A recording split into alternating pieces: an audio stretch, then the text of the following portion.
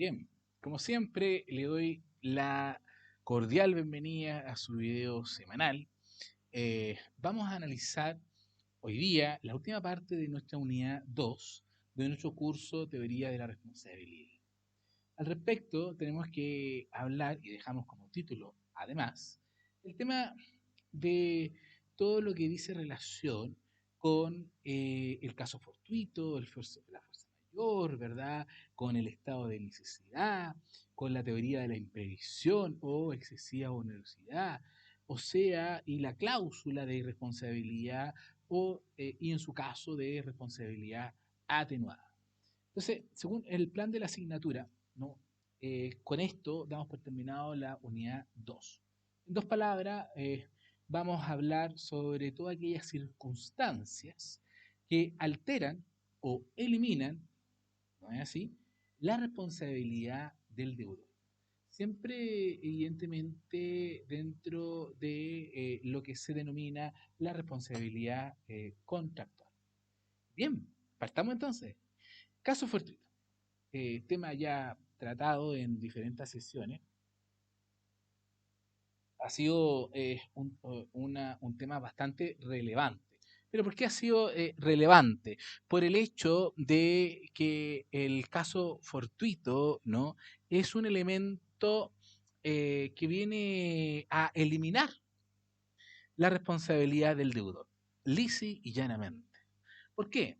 Porque recordemos que en todas estas sesiones y las sesiones sincrónicas hemos hablado sobre elementos constituyentes tanto de una responsabilidad contractual como extracontractual.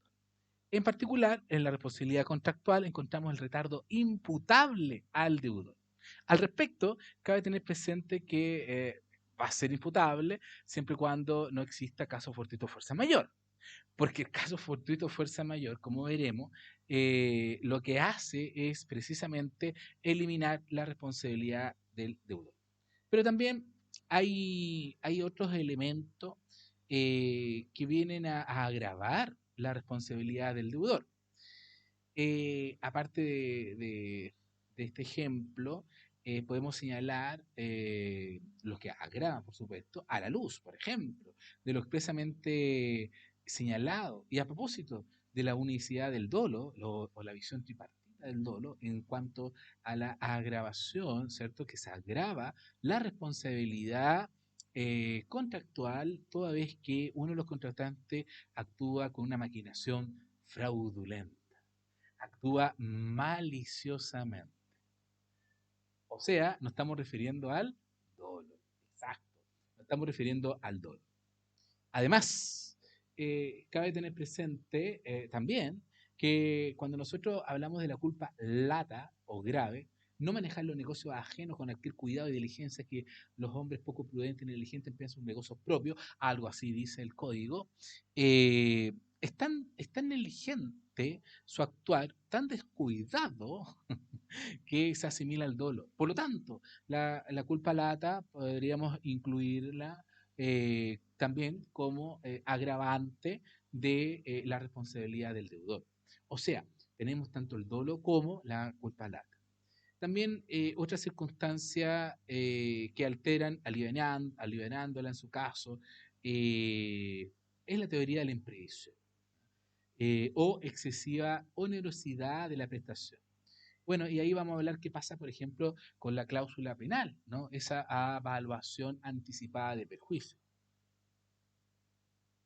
Bien, el caso fortuito entonces, el tema que nos toca hablar, me interesaba un poco introducir un poquito eso en cuanto a las circunstancias, que esto no está en ningún libro, las circunstancias que alteran o eliminan en su caso la responsabilidad del deudor. Entonces, raya para la suma, tenemos los que eliminan, caso fortuito fuerza mayor, o su caso estado de necesidad, ¿verdad? Los que agravan, como el dolo y en su caso la culpa lata o grave, el hombre inferior al medio, ¿no? Y finalmente las que alivianan, podríamos llegar a decir que es la teoría de la imprevisión o excesiva onerosidad. Bien, caso fortuito fuerza mayor. Eh, la responsabilidad extracontractual, eh, digamos, puede pasar, en este caso fortuito fuerza mayor, pero tiene una mayor trascendencia en la responsabilidad contractual, pienso yo. ¿Por qué? Porque una extensión tan, tan importante que en la responsabilidad contractual, ¿no? Pasamos y hablamos de la gradualidad de la culpa, por ejemplo. Hablamos, por ejemplo, de que la culpa se presume. Y se presume toda vez que, también se ha hablado reiteradamente, eh, ya el momento de incumplir de cualquier manera se presume la culpa, o sea, no observar aquella diligencia o cuidado. El caso fortuito fuerza mayor se encuentra conceptualizado en nuestro título preliminar en el artículo 45 y dice algo así, como el imprevisto a que no es posible resistir, ¿no? Tú vas caminando, después de un harto trabajo, ¿no? Encuentras un lugar donde venden completos, imposible resistir. Bueno, vamos a ver que realmente sí es posible resistir esa tentación, digamos, ¿no? Por lo menos, ¿no? Aquí los estándares jurídicos que se le exige a una persona en cuanto a los requisitos o elementos constituyentes del caso fortuito son mucho más elevados. Ahora, la controversia entonces ha llegado a nuestro código, como puede apreciarse de la propia definición del artículo 45. ¿Ya? A mi parecer, muchos autores dicen que son expresiones sinónimas, pero yo pienso, tal cual como la doctrina extranjera, que caso fortuito, fuerza mayor, son cuestiones que dicen relación una con otra, pero tienen cuestiones o basamentos distintos o motivaciones distintas. Toda vez que el caso fortuito es fuerza de la naturaleza y la fuerza mayor es fuerza del hombre, fuerza mayor, ¿no? Fuerza de autoridad, por ejemplo, ¿no? Vamos a ver casos. Bueno, por lo tanto, para los efectos de esta cátedra, vamos a señalar eso, ¿no? Que el caso fortuito es fuerza de la naturaleza, la fuerza mayor es fuerza del hombre. Bueno, sin perjuicio de lo que nos dice el artículo 45, eh, siguiendo con esto, eh, el caso fortuito o fuerza mayor, ¿ya? Se ha colocado en un escenario, ¿no? En un escenario bastante relevante en esta última época, ¿no? A propósito del COVID, ¿no? ¿Qué pasa? Por ejemplo, ¿cuál es la relación de caso fortuito incluso o fuerza mayor, ¿no? ¿Qué pasa con la pérdida de la cosa que se debe? Entonces, tenemos bastante relaciones en cuanto al caso fortuito. Eh, Mira, en la doctrina italiana, alemana, en definitiva, se considera el caso fortuito como una situación dentro de un marco mucho más amplio que en nuestro país. Eh, en el sentido de todo lo que sea imposibilidad de incumplimiento, imposible de cumplir por parte del deudor. Eh, Ahora, en nuestro código no hay duda que el caso fortuito, o sea, el que cumple los requisitos del artículo 45, ¿no? Porque ahí están los requisitos, por cierto, extingue la obligación. Bueno, a lo imposible nada está obligado, nadie está obligado, dice el aforismo, ¿no? Y se encuentra regulado en nuestro Código Civil, en nuestro Código Bello, en el título 19, ¿no? De un modo para poder extinguir las obligaciones que se llama pérdida de la cosa que se debe. Ahora, se entiende que las obligaciones de hacer y no hacer. El problema está precisamente en determinar si solo el caso fortuito provoca este efecto y lo que ocurre es la imposibilidad relativa. Porque también no existe la imposibilidad absoluta, también existe la imposibilidad relativa de cumplir una obligación. ¿Ya? Ahora, yo quiero decir o señalar que en definitiva el caso fortuito puede lograr que el deudor, el solve, no el achiever, o sea, el sujeto pasivo, el deudor, quede totalmente liberado.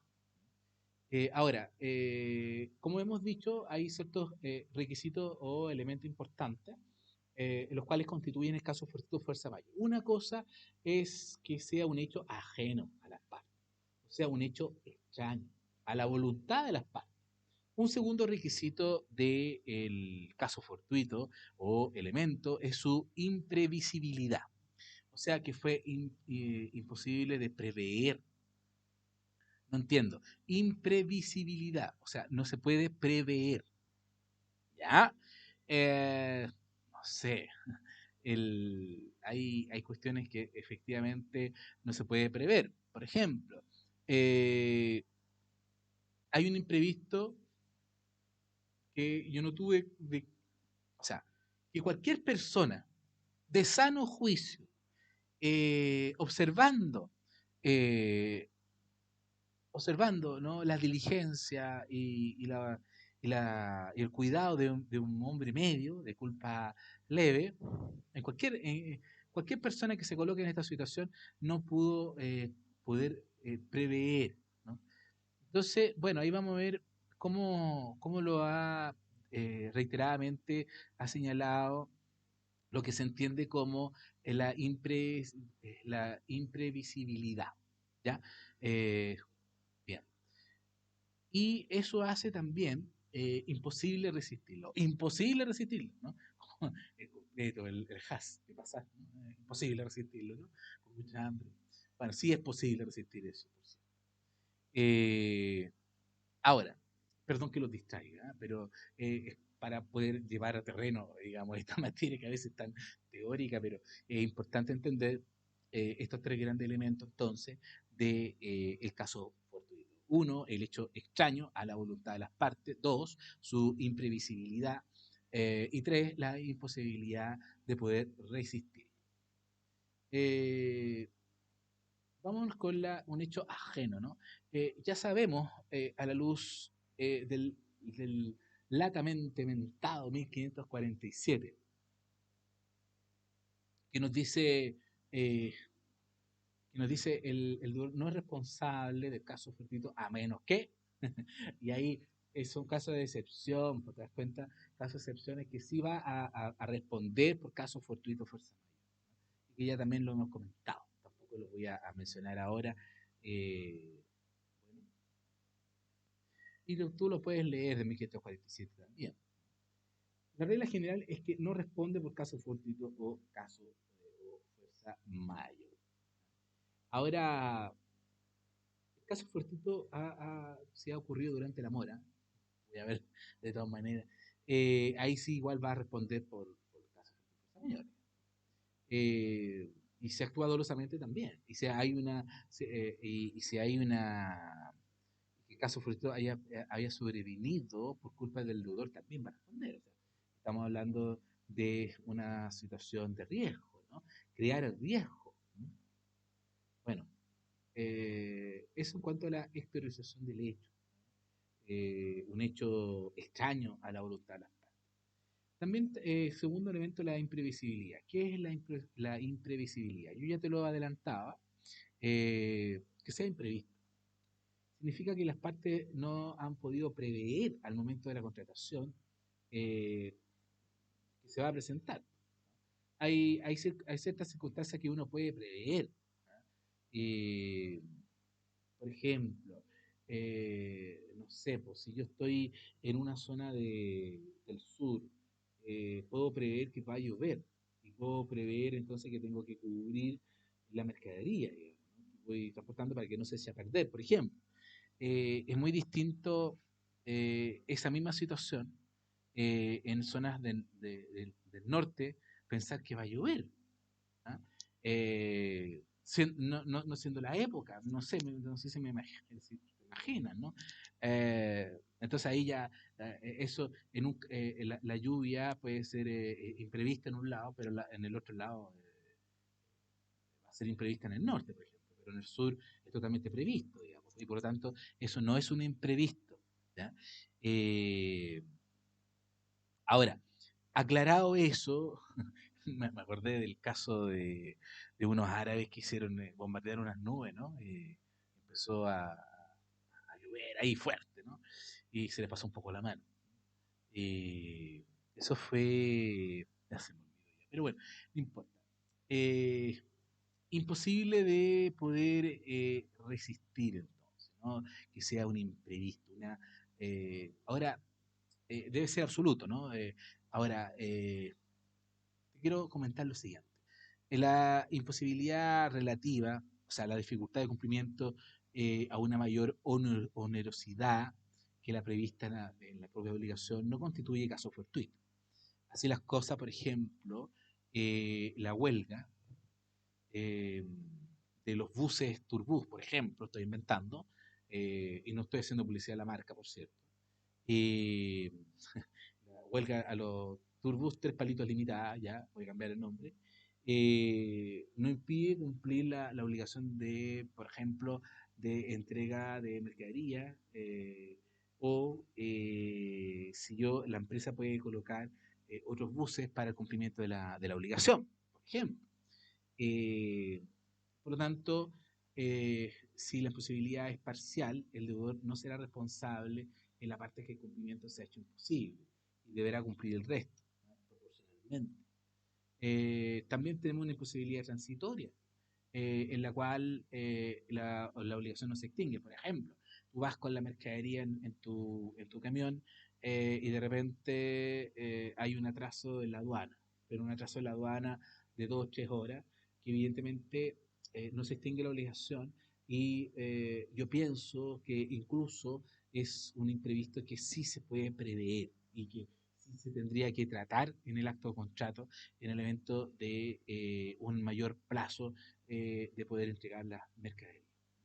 Bueno, eh, en cuanto a la responsabilidad del retardo, me estoy hablando, ¿no? La indiciación moratoria, ustedes ya la han estudiado bastante. Por cierto, reitero, por favor, que estos videos no se engañen ustedes mismos, véanlo semanalmente, no al final del semestre. No dejen todo para el final del semestre, acuérdense que usualmente coinciden la fecha de las pruebas y la fecha de los exámenes fijados también por otros profesores. Bien, es así, es así que hemos visto eh, tanto el hecho ajeno de la voluntad, la parte de la imprevisibilidad y finalmente la imposibilidad de resistirlo, o sea, la, irres, y, la imposibilidad de resistirlo. Ya, eh, analicemos un poco el concepto que nos entrega la Corte Suprema, ¿cierto?, sobre la, la imprevisibilidad. Eh, ¿Cuándo es imprevisible?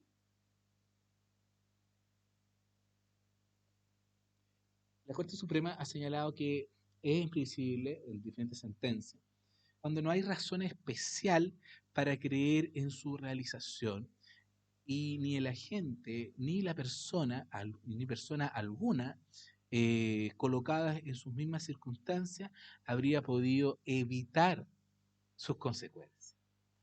Eh, un poco lo que yo te adelantaba adelante respecto a que cualquier sujeto que se coloque, ¿no?, dentro de este margen, eh, dentro de este margen de cumplimiento, ¿no?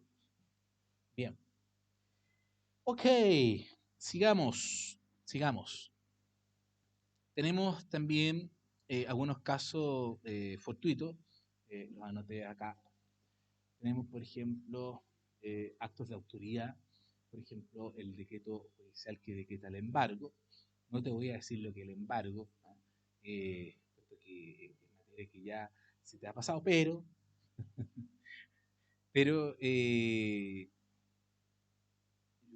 voy a hacer un concepto, ¿ah? A pesar de que hay harto, pero bueno, el embargo es una medida de seguridad, ¿no? Una medida de seguridad tendiente a sustraer bienes determinados del deudor del comercio humano, ¿no?, para la seguridad del cumplimiento de la obligación por parte del acreedor. Bien, tenemos otras cuestiones bastante importantes al respecto. Por ejemplo, eh, por ejemplo tenemos actos de autoridad. Para que se entienda, te voy a dar un ejemplo. Imagínate que hay una empresa, una inmobiliaria, que contrata una empresa que se dedica a la demolición. ¿Ah? Me acordé de Ralph. Ya, de las demoliciones. ¿Ah? Y se empiezan esa empresa que se dedica con maquinaria especial a destruir todo esas casas antiguas o departamentos antiguos y construyen unos nuevos, etc. Entonces, las inmobiliarias necesitan de esas empresas para poder empezar a construir. ¿Ya? Entonces, como necesitan de esa empresa, hacen contratos para ese objetivo, colocan cláusulas de garantía eh, y especialmente el cumplimiento de las normas ambientales. ¿Por qué? Porque ustedes saben, a propósito del derecho ambiental, que no solamente se contamina con un papel o con petróleo, ¿no? También hay contaminación acústica. Y esa contaminación acústica son precisamente lo que producen las maquinarias. Por lo tanto, si hay una comunidad vecinal cerca de una demolición, deben determinar precisamente y deben contar con una autorización, un decreto alcaldicio que autorice el funcionamiento de la obra, ¿ya? Y ese permiso, ¿no? Eh, debe ser otorgado por la municipalidad, siempre y cuando se cumplan los requisitos medioambientales. Esto, mira, esto pasa lo mismo, por ejemplo, si tú quieres colocar, ahora que está muy de moda el sushi, ¿no? Si quieres colocar un lugar de sushi. Evidentemente, para poder sacar la patente municipal, que es la autorización de funcionamiento, en dos palabras, a la luz del derecho, me acordé de Fernando Richard, ¿no? Bueno, un autor de derecho municipal, eh, profesor de la Universidad Católica. Bueno, don Fernando Richard. Bueno, eh, se debe, vuelvo al ejemplo, tú quieres tener un local de sushi, por ejemplo, tú sabes que la profesión de abogado es muy entretenida y todo, pero quieres tener igual tu negocio, digamos, ¿no? Para poder empezar a funcionar vas a tener que tener las autorizaciones sanitarias. Y una vez que tú tengas las autorizaciones sanitarias, recién ahí la municipalidad te va a poder otorgar el permiso de funcionamiento más conocido como este tributo a la luz de la ley de rentas municipales, ¿no? Que se llama patente municipal. Entonces, para poder ejercer obras, también pasa lo mismo, o sea, requieren estas autorizaciones a través de a través del ente edilicio que autorice la obra. Ahora, ¿por qué te comento todo esto? Para poder dar otro caso de caso fortuito en actos de autoría. ¿Por qué? Porque si la empresa que tiene que demoler, ¿no? Se tenía una autorización para poder trabajar, pero resulta que hay reclamo por parte de los vecinos y hay, le llega un decreto alcaldicio que prohíbe, ¿no? Ahora seguir con el trabajo en las obras. Por lo tanto, van a tener que paralizar la obra hasta no cumplir a cabalidad las normas medioambientales, a la luz de la ley 19.300, que es la ley de base del medio ambiente, ¿cierto? Y otras normativas y decretos y otro tipo de decretos alcaldicios dictados por el propio ente municipal. Ahora, respecto a la materia, por supuesto. Entonces, estos actos de autoridad, tanto el decreto judicial por embargo, también encontramos otro ejemplo, que es este que estamos conociendo, que es el incumplimiento de la obligación a propósito de poder impedirlo un decreto alcaldicio. Porque si yo te hubiera dicho incumplimiento por impedirlo un decreto alcaldicio, pero no entiendo. Bueno, ahí te expliqué más o menos cómo puede darse la situación. Eh, Otro ejemplo, verbigracia, tenemos la huelga. La huelga es bastante discutido. ¿Ah?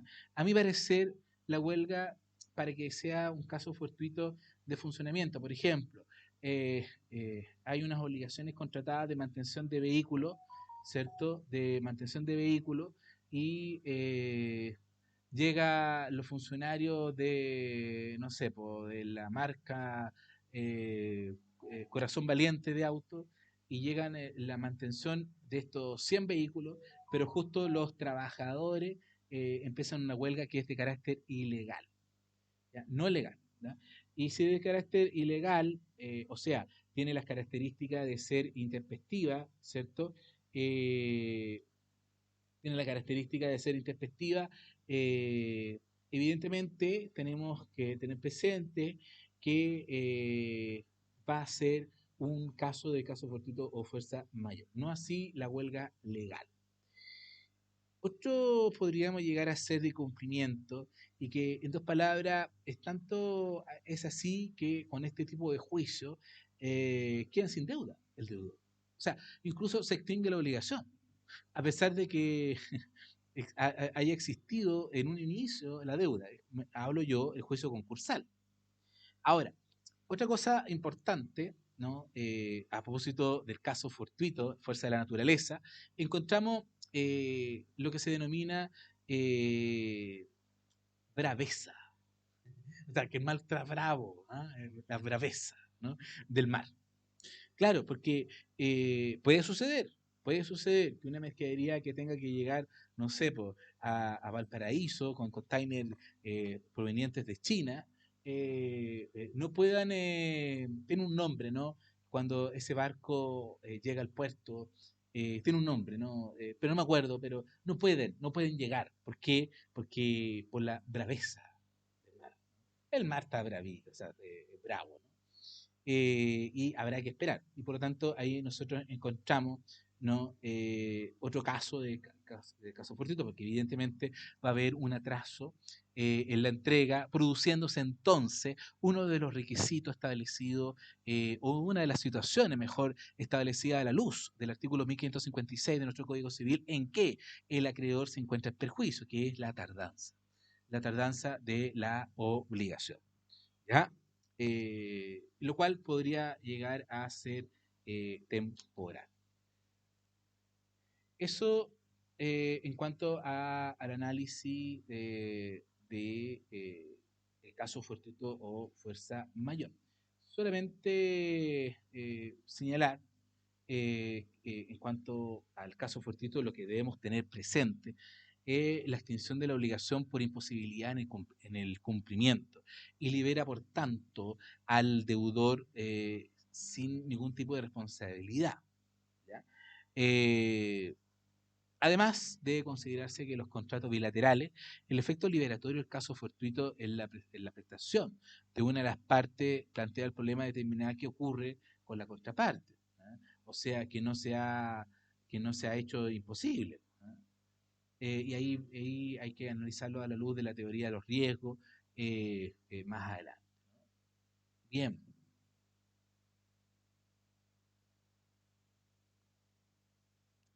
hemos visto diferentes situaciones.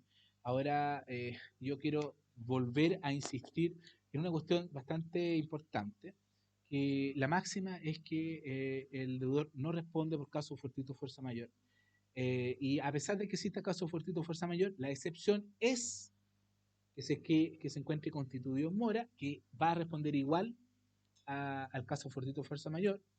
Eh, Está constituido en mora a la luz del artículo 1551, por cierto, eh, salvo de las obligaciones de no hacer, que solamente que con el hecho que no se tenía que hacer y se hizo, ya lícitamente ya se encuentra en mora, ¿no? O sea, no es necesario, o sea, ya cumplió la obligación, no es necesario constituirlo en mora, es una cuestión bien excepcional.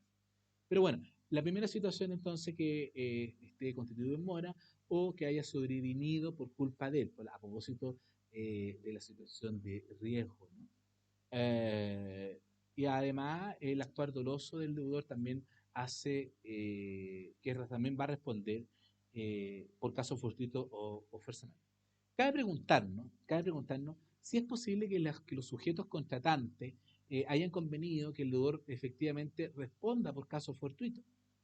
Si es posible o no. O más aún, si dicha estipulación en que se exprese que el deudor va a responder de caso fortuito o fuerza mayor si se llegase a producir, si es lícita o no es lícita. La respuesta es que sí. La respuesta es que sí, puesto que en el derecho patrimonial privado es totalmente lícito a la luz de la autonomía privada eh, eh, es hacer responsable, ¿cierto?, al deudor del caso fortuito fuerza mayor. Hay algunos ciertos preceptos legales que lo señalan expresamente, ¿no? Por ejemplo, 1547 establece el grado de culpa que responde el deudor, ¿no? Y finalmente la parte nos dice pertinente, nos dice todo cual sin embargo se entiende sin perjuicio de las disposiciones especiales de la ley y especialmente por las partes. Entonces, y las estipulaciones expresas de las partes, no está diciendo de otro modo que al decir y de las estipulaciones expresas de las partes, nos está diciendo que se puede estipular que sí va a responder por caso fortuito o fuerza mayor si se llegase a producir. Ahora, esta es una cuestión, como te comento, bastante excepcional, pero cabe tener presente dentro de las reglas de excepción. Eh, ahora, el hecho, si la ley expresamente estipula, ¿cierto?, que va a responder por caso fortuito o fuerza mayor, una cuestión bastante excepcional, ¿ya? Bastante excepcional. Pero sí hay un caso. Hay un caso en donde la ley hace responsable expresamente al deudor de responder de caso fortuito o fuerza mayor. Ahora, vamos a leer la norma, por tanto, el artículo 1676. A propósito, que el caso fortuito o sea, la pérdida se haya producido en poder del acreedor. A ver, mira, 1676. Todo esto es a propósito, ¿cierto? A propósito, 1676 a propósito de la pérdida de la cosa que se debe. Entonces dice, al que ha hurtado o robado un cuerpo cierto, no le será permitido alegar que la cosa ha perecido por caso fortuito aún de aquellos que habrían producido la destrucción o pérdida del cuerpo, ¿cierto?, en poder del acreedor. O sea, evidentemente el legislador no avala un acto ilícito, ¿no? Es como, oiga, pero sí, está bien, yo me lo hurté, yo me lo robé, pero hubo un temblor y no lo puedo, por eso no lo puedo devolver, sino lo hubiera devuelto, ¿ah? Lo hubiera devuelto. No, pues no se puede alegar, eh, y es un caso donde expresamente, ya por el actuar doloso también, pues, o sea, no cabe duda que aquí hay un actuar doloso de parte de un tercero, ¿no? Bueno. Prueba del caso fortuito. ¿Ah? ¿A quién incumbe probar? A quien alega, ¿no? Esto ha sido bastante discutido en la doctrina comparada, acá en Chile no, puesto que hay normas que lo soluciona a la luz del inciso tercero del artículo 1547. ¿Ya? Y además, ¿no?, lo repite el primer inciso del artículo 1674.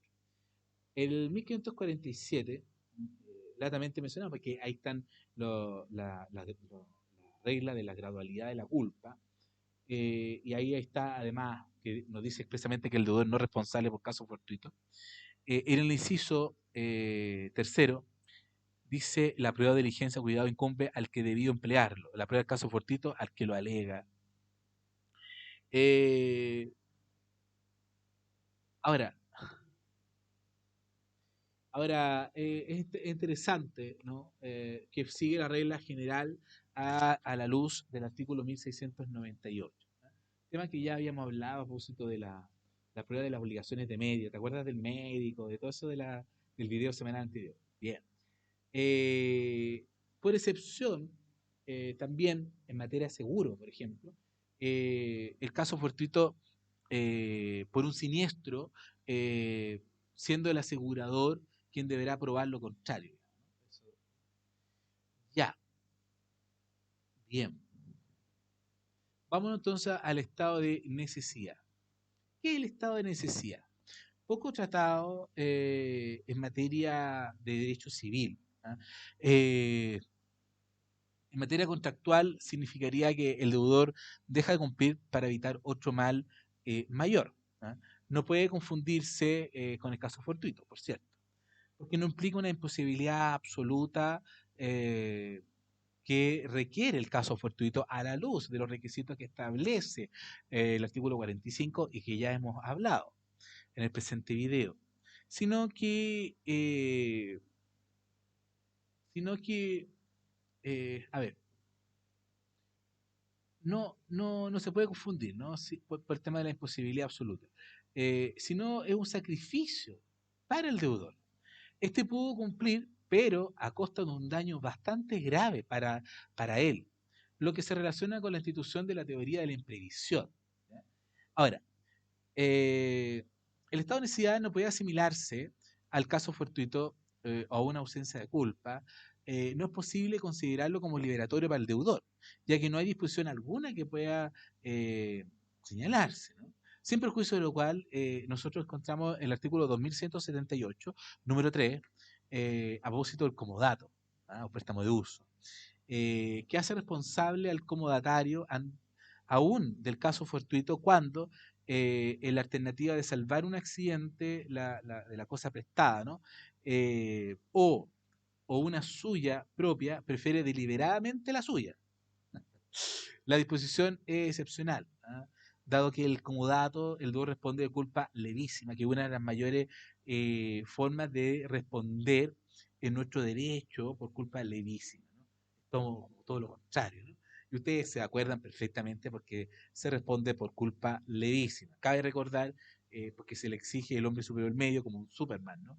Un hombre juicioso, que tú tienes que actuar como un hombre juicioso, para ti debe ser una esmerada diligencia y para ti debe ser un negocio importante.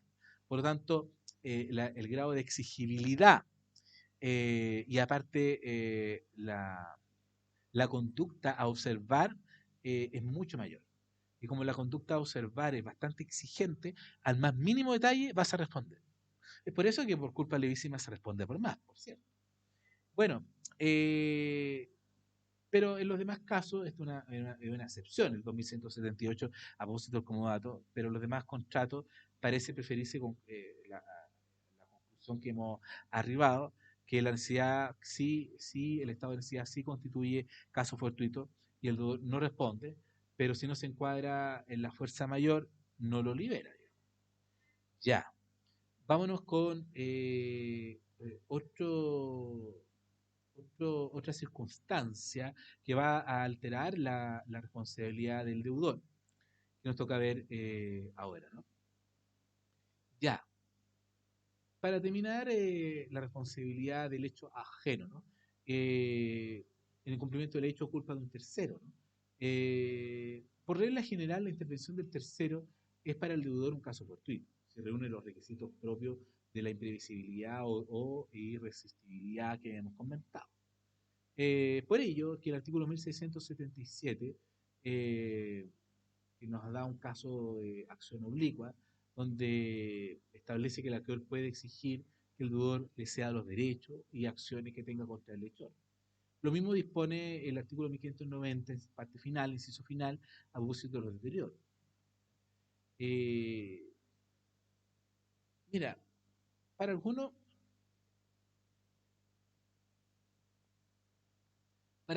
el código en la responsabilidad contractual por el hecho ajeno. Para algunos, este código, el código civil, se está refiriendo a casos que expresamente, de acuerdo a lo que hemos comentado, ¿ya? en donde hace responsable al deudor por el hecho de ciertos terceros, generalmente auxiliares, ¿no? Que emplean en el cumplimiento de la obligación. Eh, Aplicar por analogía la norma 2320, por ejemplo, en la responsabilidad contractual, esto es rechazado generalmente por parte del autor y también por parte de la jurisprudencia. Sin embargo, ello no significa que, a mi concepto, que hay que excluir la responsabilidad contractual por el hecho ajeno, ¿no? El hecho de las personas por quienes responde extracontractualmente el deudor. Y así, por ejemplo, si la cosa de vida ha sido destruida por el hijo que vive con su padre, ¿no? Deberá probar que no ha tenido culpa del hecho, según la regla general de la presunción de la culpa. Y evidentemente esta prueba no podrá ser otra que con su autoridad no pudo evitar la acción del hijo, porque claro, yo soy responsable de, de las acciones de mi hijo, ¿no? Siempre y cuando él tenga capacidad. Ahora, si él no tiene capacidad, estamos hablando de un hecho propio, no un hecho ajeno, ¿no? No una responsabilidad por el hecho ajeno, sino una responsabilidad de hecho propio. En el evento que ese hijo no sea responsable a la luz de materia civil. Ya. Eh, ok. Vamos ahora a la teoría de la imprevisión. Esta es la última materia que vamos a ver el día de hoy. ¿Ya?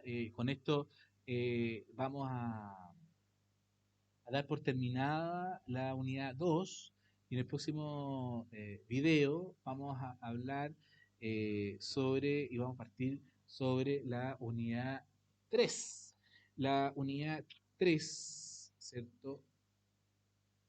Eh, Hemos hablado de la causa y la responsabilidad atenuada, hemos hablado del caso fortuito, estado de necesidad. Y ahora la última materia, teoría de la imprevisión. Mira, la unidad 3 sobre la responsabilidad extracontractual ya propiamente tal. Vamos a ver sobre el hecho ilícito extracontractual como fuente de las obligaciones, etc. Pero bueno, vamos a lo que nos compete, que es la teoría de la imprevisión. Eh, sale la siguiente interrogante o tesis, ¿no? El juez se encuentra autorizado para modificar las cláusulas contractuales cuando existe un hecho ajeno a las partes y que causa una excesiva onerosidad a la prestación. Por lo tanto, la regla en Chile es que no, puesto que el artículo 1545 hay una fuerza tan grande por parte de los contratos que el juez no está autorizado a modificar por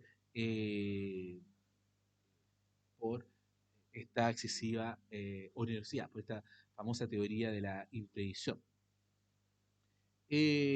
Ahora, algunos han tratado de sostener, ¿cierto?, que la teoría de la imprevisión tendría requisitos doctrinarios, por ciertos fundamentos doctrinarios, que tendría un sustento y tendría una fundamentación para lo cual se estaría justificando la modificación de esa cláusula contractual. Así, por ejemplo, encontramos que si en el evento, ¿no? No sé, porque tú tienes que distribuir maíz, ya, estoy inventando. Y de repente entra me obligué a poder contratar, ¿cierto? Y distribuir el maíz, ¿no? Pero llegó esta placa, esta plaga, ¿no? Esta plaga y fue imposible, ¿no? De poder, como te dijera, soslayar, ¿no? Esta plaga. Pero a pesar de aquello, eh, yo me obligué en parte inicial, estoy inventando, en parte inicial a entregar, no sé, por 20.000 kilos de trigo y hubo una plaga, imposible. Pero hay un sector en donde yo puedo conseguir trigo, pero ese sector, los precios subieron enormemente. Por lo tanto, yo me obligué a tal cantidad, ¿cierto? Que para mí cumplir la obligación de entrega de esos sacos de trigo me va a significar una excesiva onerosidad por un hecho ajeno, a una plaga. Entonces, el otro contratante dice, no, pues hay un contrato por medio. Entonces, ahí hay parte, bueno, estaría un poco los autores diciendo no, pues, o sea, si usted hace exigible, a pesar de, de este hecho ajeno a las partes, a ustedes, que ocurrió, y no llegan a un acuerdo, ¿no? Usted estaría abusando de su derecho, o sea, estaría actuando en otro mundo jurídico, pero abusando de su derecho. Otros han tratado de poder justificar, ¿no?, esta teoría de la imprevisión con una cláusula de derecho internacional, que es la cláusula rebus sic stantibus. O sea, las partes van a mantenerse ligadas en el contrato, ¿verdad? Siempre y cuando las condiciones se mantengan. Bueno, eso se ha desechado un poco, toda vez que es propio del derecho internacional y no del derecho privado.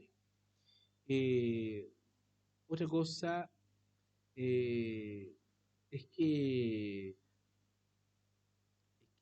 no hay no hay como a ciencia cierta si la teoría de la impedición ha sido recogida o no en ciertas eh, disposiciones en nuestra legislación chilena. Yo he hecho una investigación en este caso y he descubierto, ¿cierto?, que hay ciertas leyes bastante especiales que sí acoge la teoría de la impedición. Eh, por ejemplo,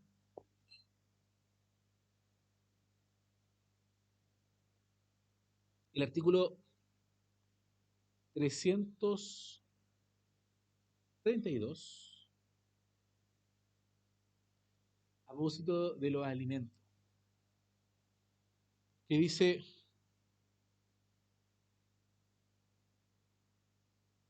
eh, que dicen los alimentos que se deben por la ley se entienden concedidos para toda la vida del alimentario, continuando las circunstancias que legitimaron la demanda. No entiendo nada. Te explico. Ya. Hay cierta, mira, para poder decretar los alimentos, ¿cierto? Y el monto, hay ciertas situaciones, hay ciertas circunstancias o situaciones que tenemos que fijarnos, ¿cierto? Para poder decretar los alimentos, ¿no? Como el mínimo remuneracional, el porcentaje por hijo, la capacidad del alimentante, la capacidad del alimentario, claro, porque ambos deben alimento, cuáles son los gastos en particular, porque, a ver, usted puede tener su hijo en un colegio que sale 200.000 pesos, pero esta otra persona puede tener su hijo en un colegio semisubvencionado que puede salir 30.000 pesos. Eh, y así miles de cosas, pues, ¿no? Hay personas que gastan en los perritos 100.000, 200.000 pesos mensuales.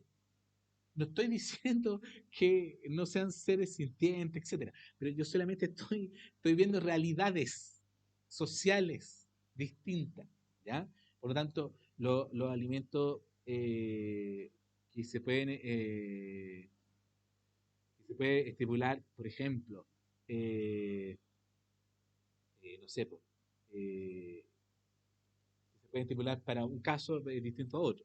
Pero bueno, lo importante es que cuando el 332 nos dice, a mi parecer, continuando las circunstancias que legitimaron la demanda, si no continúan las circunstancias que legitimaron la demanda, quiere decir que se puede modificar y se puede atenuar o se puede subir.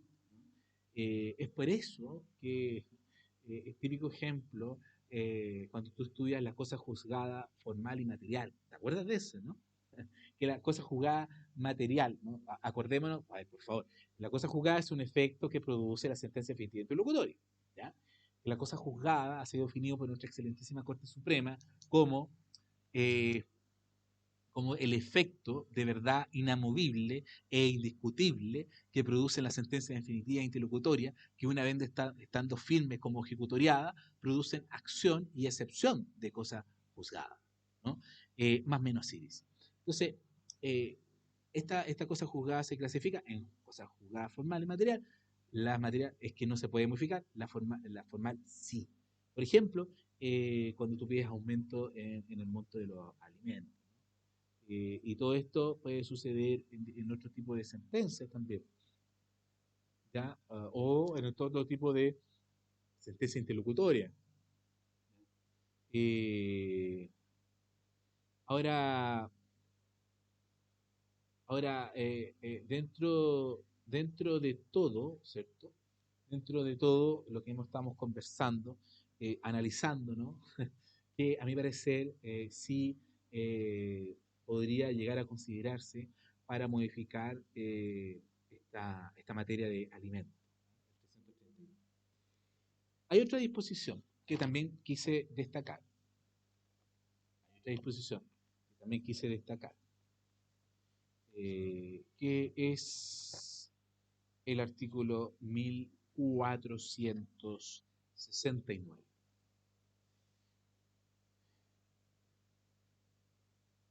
Mira, en 1469 hablamos de la caducidad del plazo, circunstancias externas que hacen exigir la obligación ante el vencimiento del término. Eh,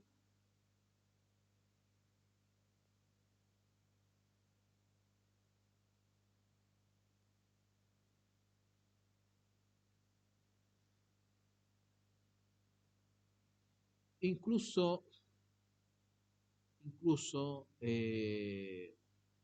cuando uno habla de esto, 1469, claro, uno habla de esto, por ejemplo, eh,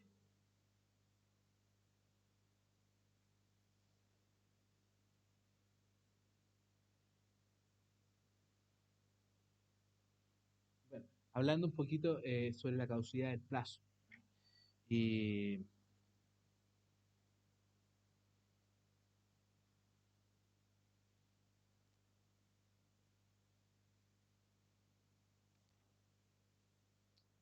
después voy a retomar esta materia en la sesión sincrónica con ustedes. Eh, me salió una duda, ¿no? Y otra disposición que destaqué, ¿cierto?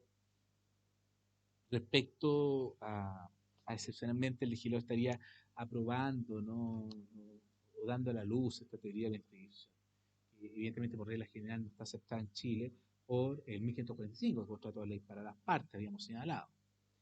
Ya.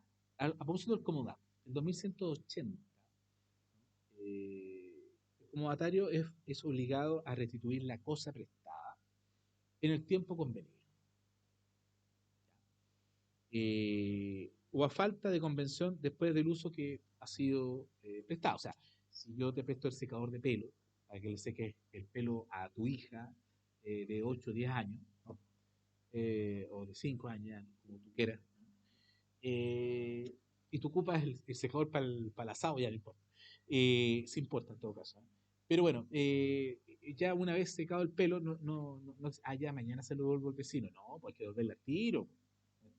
Es que es muy tarde. Ya bueno, por último, en la mañana, o sea, debería devolverse al tiro. Por último, si es muy tarde, ya, mañana, en la mañana a primera hora. Pero yo no me puedo quedar con el secador de pelo, menos esperar que me lo pidan. No sé, pues, estamos en septiembre y después llega, no sé, pues diciembre y me están pidiendo el secador de pelo. Por eso que si no se ha estipulado plazo, dice el código, después del uso que ha sido prestado. Si yo te presto el secador de pelo para secar el pelo y está listo, te lo presté para esa ocasión. Después tú te comprarás uno, ¿no? Eh,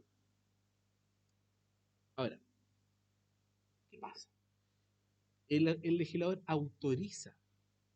Dice, en el segundo, pero podrá exigirse la restitución aún antes del tiempo estipulado en tres casos. O sea, yo puedo pedir la restitución. Se logra un contrato, eh, pero vamos a ver ahora un hecho de la naturaleza. Y ese hecho ajeno parte fundamental de un hecho de la naturaleza, eh, incluso habla sobre una necesidad imprevista. Por eso que lo destaqué. O urgente la cosa. O sea, ahí, evidentemente, recoge la teoría de la imprevisión y la autoriza excepcionalmente. Entonces, estamos hablando de las obligaciones del comodatario, a quien se le prestó el secador de pelo, estamos hablando de la obligación de restituir la cosa en el tiempo estipulado o cuando después del uso que se ha dado o propio de la cosa prestada, digamos. Pero dice, pero excepcionalmente podrá pedirle la restitución del secador de pelo en tres grandes casos. Si muere el comodatario, ya. Eh, también, si sobreviene, después sigue otra cosa, pero a mí me interesa el segundo. Bueno, si se ha terminado, no tiene un lugar de servicio para el cual se ha prestado la cosa, 3, pero el segundo es lo que nos interesa. Si sobreviene al comodante, al que prestó el, el secador de pelo, una necesidad imprevista, ¿viste? Y urgente de la cosa, urgente.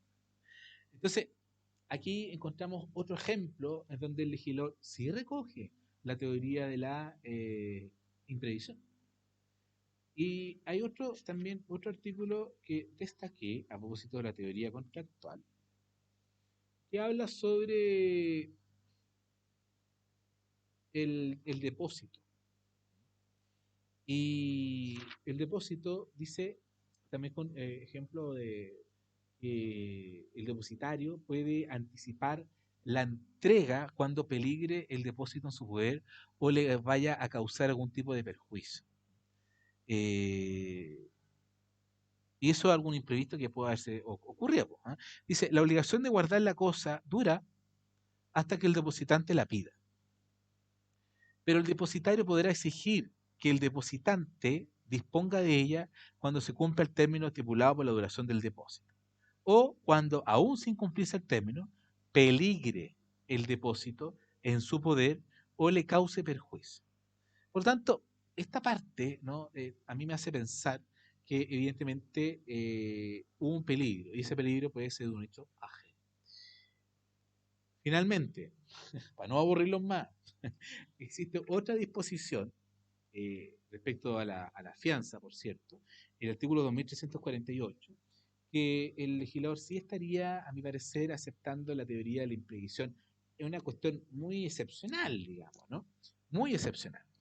Es así que el artículo 2348 dice, es obligado a prestar fianza a petición del acreedor, número 3, que nos interesa comentar, el deudor de quien haya motivo de temer que se ausente del territorio del Estado, con ánimo de establecerse en otra parte, mientras no deje bienes suficientes para la seguridad de sus obligaciones. O sea, no sabemos, ¿no? No sabemos, ¿no? Es algo que puede ocurrir como no puede ocurrir. Bien.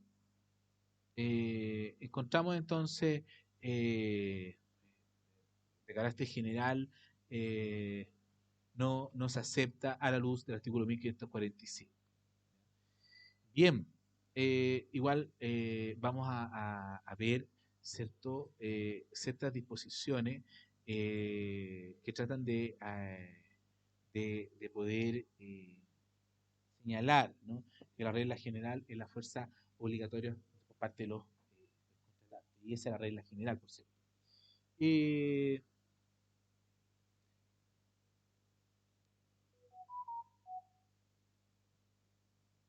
bien, finalmente hay convenciones que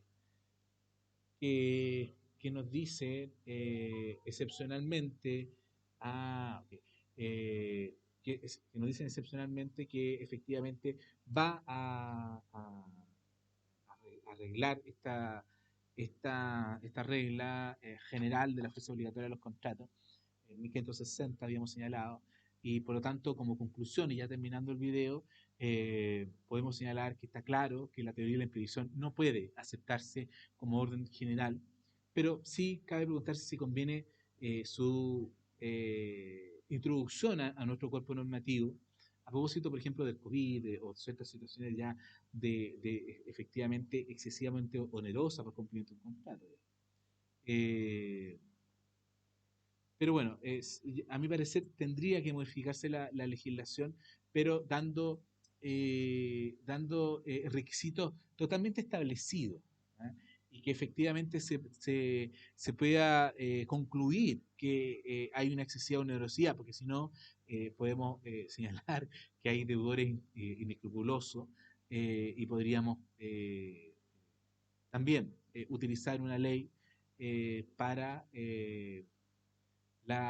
resguardar nuestra irresponsabilidad como deudor. Bien, eh, estamos terminando este video. Ha sido un gusto trabajar con ustedes y vamos a dejar como título la unidad 3 del plan de la asignatura. Estén muy bien, estudien semanalmente estos videos, no se los pierdan, no lo acumulen y asistan a clases. Nos vemos.